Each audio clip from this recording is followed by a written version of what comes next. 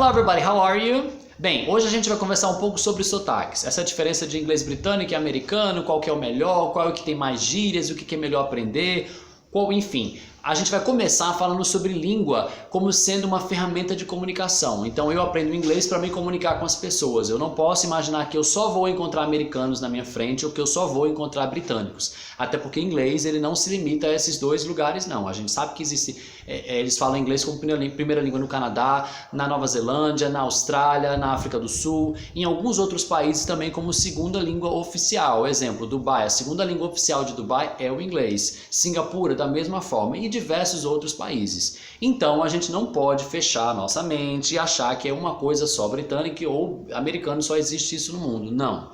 Bom, a outra coisa, Rafa, é verdade que na Inglaterra tem menos gíria do que nos Estados Unidos, porque nos Estados Unidos as pessoas falam com mais gíria e mais expressões, enquanto que na Inglaterra o inglês é mais puro? Não, isso é mito, balela fortíssima. Se você for na Inglaterra e você passear por alguns bairros, por exemplo, em Londres, você vai perceber que as pessoas usam muitas gírias, coisas que eu nunca ouvi na minha vida. Eles cortam palavras, tem umas outras pessoas assim realmente muito particulares e peculiares dos lugares em que você vai visitar. Então essa conversa de que lá não tem gíria ou tem menos gíria que nos Estados Unidos, mito.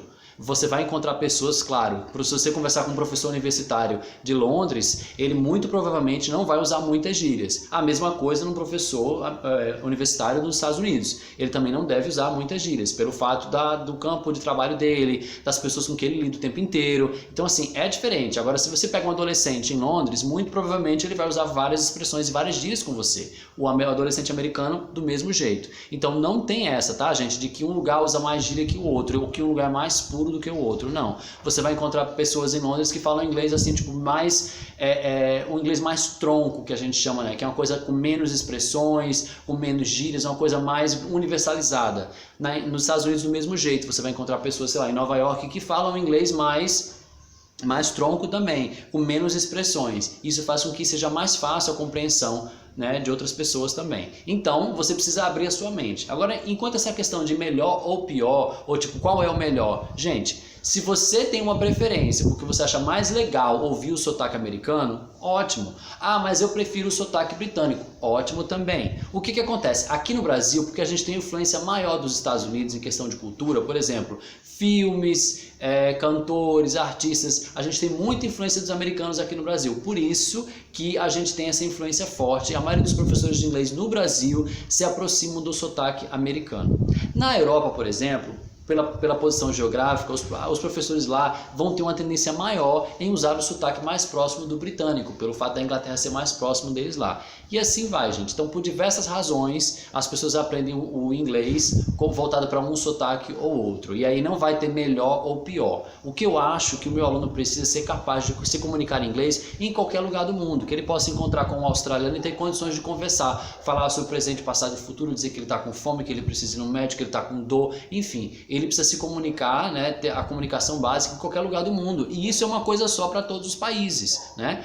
Agora, é muito legal você na hora da aula, você também abrir o leque, né, para você mostrar para o aluno que existe um mundo lá fora que fala inglês, não só os Estados Unidos, não só a Inglaterra. Né? E você dizer, na Austrália as pessoas usam muita expressão tal, né? No Canadá se usa muito isso, se pronuncia isso aqui de uma forma diferente, faça com que a sua aula fique mais rica e que os seus alunos tenham mais conhecimento de mundo, né? Vão ter uma cabeça mais aberta, e aí eu acho muito válido, né? E eu repito, né? Se você tem a sua preferência, porque eu acho mais legal um sotaque do que o outro, mas não posso justificar a minha preferência como um sendo melhor do que o outro, porque um tem mais gíria do que o outro. Não, isso não é verdade, tá bom? Então, aprenda inglês com a mente aberta, sabendo que você pode viajar, por exemplo, sei lá, para a Espanha, encontrar alguém que fala inglês lá, e ele vai ter o sotaque dele espanhol falando inglês, e você precisa se comunicar com essa pessoa, você precisa se fazer entender e você precisa compreender o que a pessoa está querendo dizer. Então vamos acabar com essa história de é só britânico, é só americano. Não, a gente tem que abrir a nossa mente